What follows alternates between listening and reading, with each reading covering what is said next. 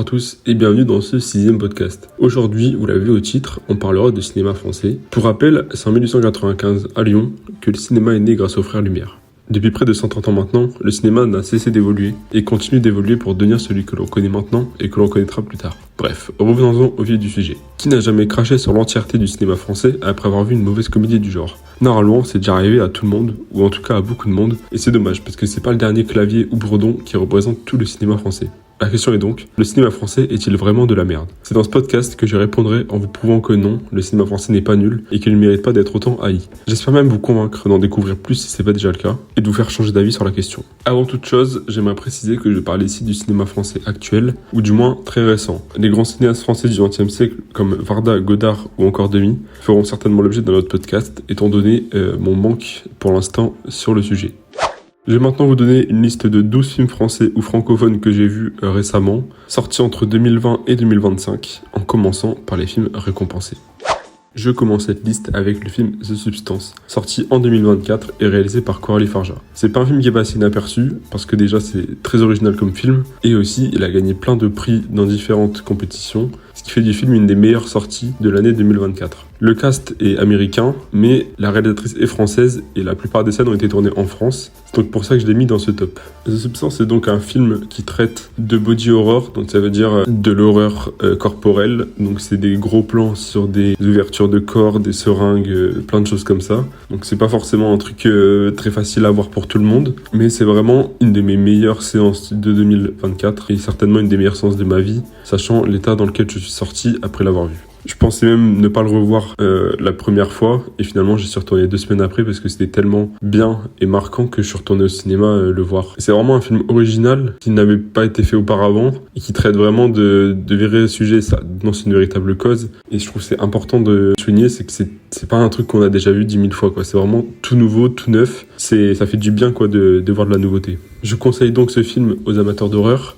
S'il y en a qui n'ont jamais vu de body horror, pourquoi pas découvrir avec celui-là. Mais franchement, c'est un des meilleurs films français que j'ai vu de ma vie et de l'année 2024, comme je l'ai dit auparavant.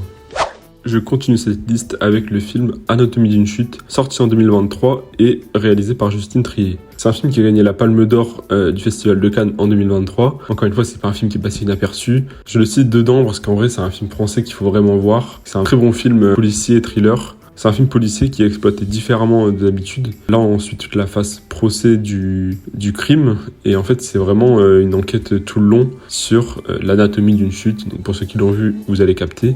Mais c'est vraiment un très bon film français qu'il faut voir. Surtout déjà le cast qui est quand même vraiment bien. Avec Sandra Hüller, Swan Arlo qui sont vraiment des acteurs très bons. Et aussi l'enfant qui est joué par Milo Machado-Graner, qui est vraiment un très bon acteur pour son âge et qui va certainement devenir un meilleur acteur plus tard. Et c'est vraiment un film que j'ai beaucoup aimé découvrir et que j'avais beaucoup entendu parler avant de le voir et qui vaut vraiment le coup d'être vu. Même le chien qui joue dedans, il joue super bien. Franchement, il était là, je me rappelle, à Cannes. C'est vraiment un film français à voir et qui mérite les récompenses qu'il a obtenues largement, quoi. Pour le 3e film de cette liste et des films récompensés pour le moment, je vais vous parler du Règne animal, sorti en 2023. C'est un film qui est réalisé par Thomas Kaili et qui est porté par Romain Duris, Paul Kircher ou encore Adèle Exarchopoulos. Paul Kircher, c'est comme l'acteur que j'ai parlé précédemment, c'est un jeune acteur qui s'est fait connaître dans ce film, il me semble, et qui est vraiment très fort pour son âge. Il y a aussi à l'affiche de L'Avenue de l'Avenir sorti récemment, et c'est vraiment un très bon acteur français, une très belle révélation pour son âge.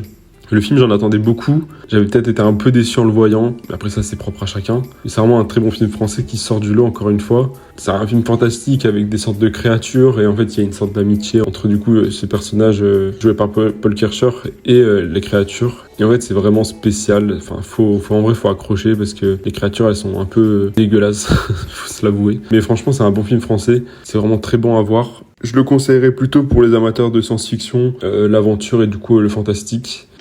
Pour le 4e film de cette liste, je vais parler d'un film qui n'est pas passé inaperçu en France, pas du tout même, qui a fait un gros succès, même à l'international. Je vais parler du Comte de Monte Cristo, sorti donc en 2024. Il est réalisé par Alexandre de la Patelière et Mathieu Delaporte, et il est porté par des acteurs comme Pierre Ninet, Bastien Bouillon, Anaïs Desmoustiers ou encore Laurent Lafitte, qui sont vraiment des très bons acteurs français et actrices françaises. Pour ceux qui ne connaissent pas l'histoire, même si ça m'étonnerait, c'est l'histoire de quelqu'un qui va se venger après une trahison. Il y a eu plusieurs adaptations du Comte de Monte Cristo, mais c'est vraiment celle-là qui a le plus pété. Et c'est vraiment un des films français de l'année 2024 qui a fait le plus d'entrées, avec un petit truc en plus. qui se battent à 10 et 8 millions, je crois. C'est vraiment un film à voir. Ça dure 3 heures, mais ça vaut vraiment le coup. Il y a des super beaux plans, les musiques, elles sont vraiment très bonnes. C'est un blockbuster français, si on peut dire ça. En tout cas, c'est un très bon film. Je vais pas dire que c'est un classique pour l'instant et que c'est pas non plus le chef-d'œuvre de Pierre Niney. Et franchement, ça vaut vraiment le coup de voir une si belle production française. Maintenant, je vais vous parler d'un autre film qui a pété en France en 2024, qui a fait énormément d'entrées, énormément de bruit, qui n'est pas passé inaperçu. Je vais parler de L'Âme Rouf, réalisé par Gilles Lellouche, et donc sorti en 2024. C'est un film avec plein d'acteurs français, Adèle Exarchopoulos, Françoise Civil, les deux révélations Mallory Vanek et Malik Frika qui ont vraiment très bien joué leur rôle. Alain Chabat aussi, c'est GOAT interdimensionnel. Benoît Poelvoorde, Vincent Lacoste, Jean-Pascal Zadi, enfin bref, plein d'acteurs français. C'est vraiment un régal d'avoir un casting aussi gros, avec plein d'acteurs connus, pour la plupart que j'aime aussi en France. C'est un film qui dure longtemps aussi, mais vraiment ça vaut le coup. Encore une fois, Gilles Lellouche a été généreux de fou dans ce film. Les musiques, les plans, la colorimétrie, enfin tout est génial dans ce film. C'est un film qui divise quand même, qui est considéré comme une bouse par certains, d'autres un énorme film. Moi je suis plutôt pour l'énorme film parce que c'était vraiment une claque de le voir au cinéma. Et franchement, L'Amour ouf, qu'on soit fan ou pas d'histoire d'amour, faut voir ce film absolument. C'est vraiment un des meilleurs films français sortis en 2024. Je vais pas m'attarder plus longtemps dessus parce qu'il y a vraiment eu beaucoup de bruit. Je pense que la plupart des gens connaissent, même sans l'avoir vu. C'est vraiment un film français à voir et qui se démarque encore une fois du lot des films français qu'on a l'habitude de voir. Pour clore cette liste des films récompensés, je vais vous parler de 20 Dieux, qui a fait un peu moins de bruit que les autres, mais qui a quand même gagné des prix au César en 2025. 20 Dieux, donc c'est réalisé par Louise Courvoisier, c'est sorti en 2024. Et en fait, ça raconte l'histoire d'un jeune qui perd son père à 18 ans, qui vit donc avec sa petite sœur et qui va tout faire pour garder la maison où ils habitent. Et donc pour ça, il va participer à un concours de comté dans les Alpes afin de gagner le prix et de sauver sa ferme et de pouvoir vivre avec sa petite sœur. Donc c'est vraiment un film unique dans le sens où ça n'avait jamais été fait avant. C'est un très bon casting parce qu'en fait la réalisatrice est allée chercher directement des personnes de la région qui avaient déjà l'accent, qui avaient les connaissances et tout ça pour vraiment beaucoup de réalisme. Et ça se ressent dans le film, c'est que même si c'est pas des acteurs professionnels, ils jouent très bien leur rôle et on sent vraiment les émotions qui ont voulu être transmises. C'est pas donc un gros film, il a fait pas mal d'entrées, mais encore une fois, c'est un film indépendant qui était pas forcément attendu. Et finalement, ça a fait un succès parce que mais gagner une récompense au César, c'était vraiment quelque chose. Et en fait, c'est le genre de film français qui passe inaperçu et qui mérite d'être plus vu pour encourager la production d'autres films dans le genre. En allant voir ces films-là, ça permet de diffuser et de produire d'autres films français du genre et donc de valoriser des nouveaux réalisateurs ou réalisatrices françaises. Et du coup, ça permettrait d'avoir d'autres choses au cinéma dans nos salles françaises que les comédies classiques qu'on a l'habitude de voir. C'est vraiment un film touchant, c'est drôle, les acteurs ils sont vraiment top, c'est vraiment un film à voir.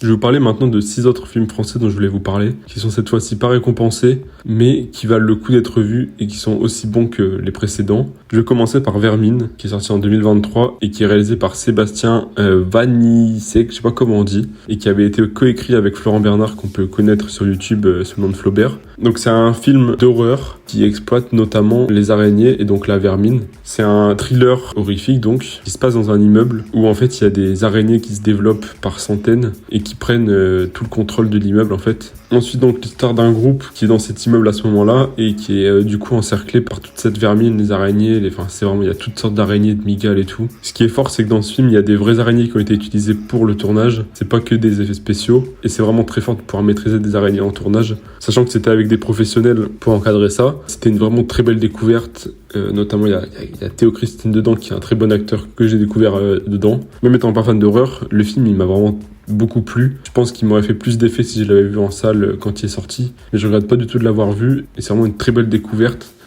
Je vais maintenant vous parler de La Nuit se traîne, qui est sorti en 2024 et qui est réalisé par Michel Blanchard. C'est un thriller franco-belge qui raconte l'histoire d'un jeune serrurier qui va en fait se faire avoir et qui va ouvrir une porte qu'il n'aurait pas dû ouvrir. Du coup, il va se retrouver embarqué dans des histoires d'argent et de crimes. Sauf qu'il va devoir prouver son innocence parce qu'il est vraiment pas dans le coup et que c'est vraiment un innocent dans l'histoire. C'est une sorte de course-poursuite tout du long où il va essayer de fuir les gens qui essaient de le retrouver. C'est vraiment Duris, encore une fois, qui porte le rôle du méchant, entre guillemets. Il joue vraiment très bien son rôle. C'est un acteur que j'aime de plus en plus. C'est haletant, en fait. C'est tout le long, on est porté par l'histoire et la course-poursuite qui se passe dans des rues sombres et tout. Enfin, c'est vraiment très bien fait. C'est un film qui a fait un peu de bruit. Il aurait pu en faire plus parce que ça vaut vraiment le coup. Ça dure 1h40 et c'est vraiment tout le long, tu t'ennuies pas une seule seconde. Et ça raconte encore une fois un truc nouveau. Enfin, j'avais jamais vu d'histoire dans le genre. Donc c'est vraiment un de mes conseils aussi de films français, sorti récemment, qu'il faut voir pour sortir des clichés des films français.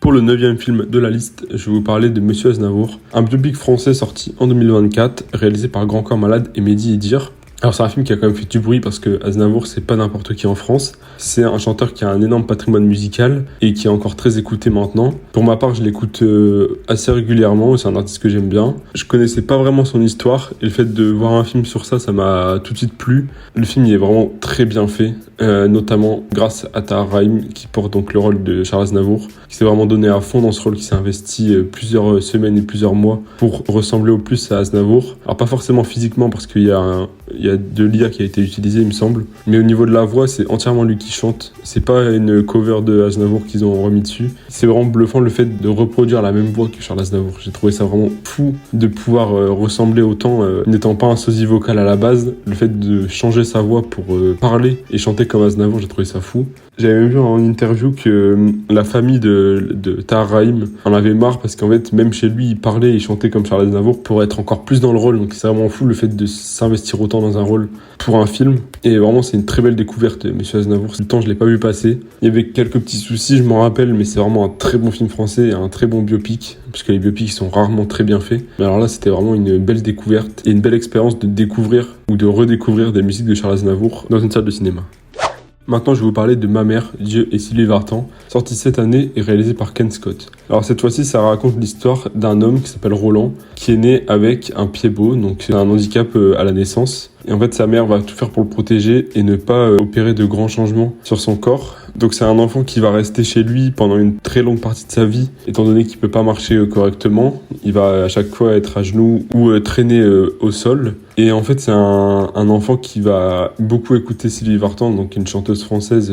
Et un jour, il va pouvoir la rencontrer et il va pouvoir l'interviewer. Enfin, en fait, c'est vraiment sa chanteuse préférée. Et donc l'histoire, c'est un hommage aux mères, à toutes les mères, qui raconte aussi une partie de la vie de cet homme, donc Roland. Et qui parle aussi donc de Sylvie Vartan, la chanteuse dont je vous ai parlé auparavant. C'est un film porté par Leila Bekti et Jonathan Cohen, qu'on avait déjà pu voir dans La Flamme et le Flambeau. Donc là, qui porte des rôles très différents, étant donné que c'est pas une comédie. Même si on rigole bien devant le film, c'est touchant, c'est drôle, c'est vraiment un mélange que j'adore au cinéma.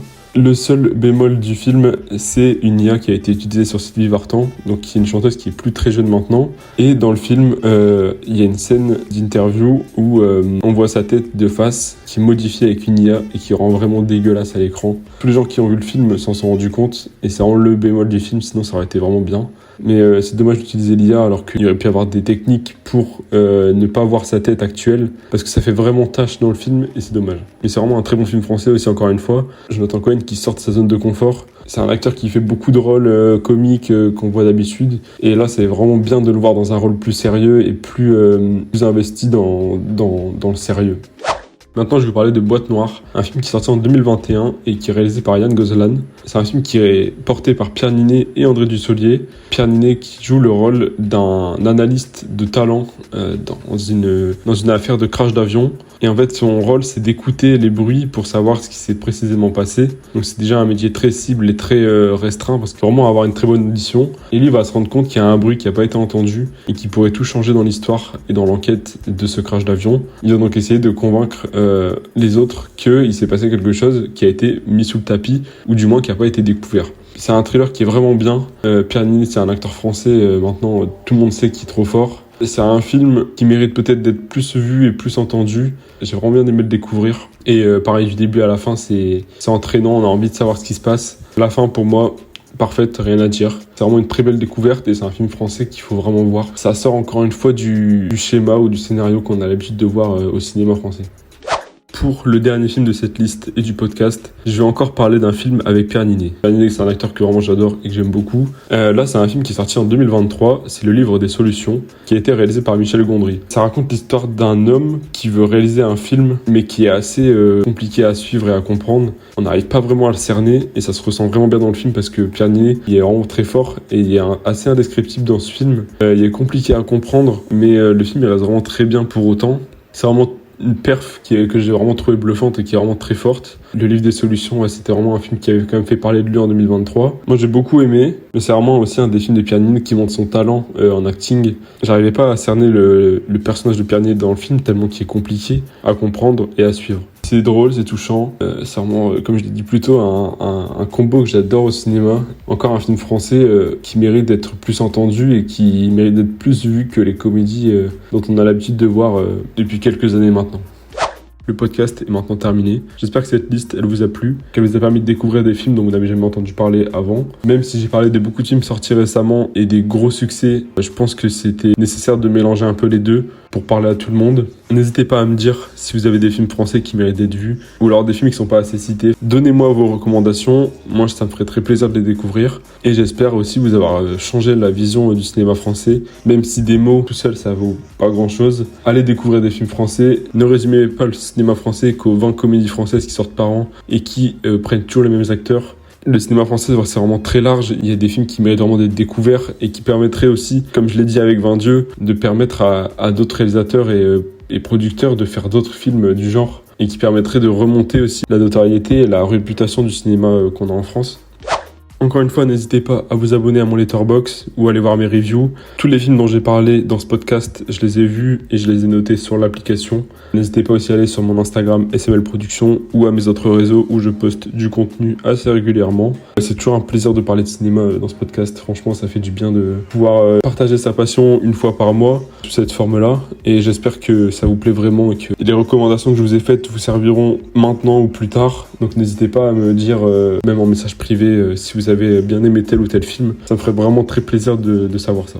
Sur ce, on se dit à plus dans le prochain podcast en juillet.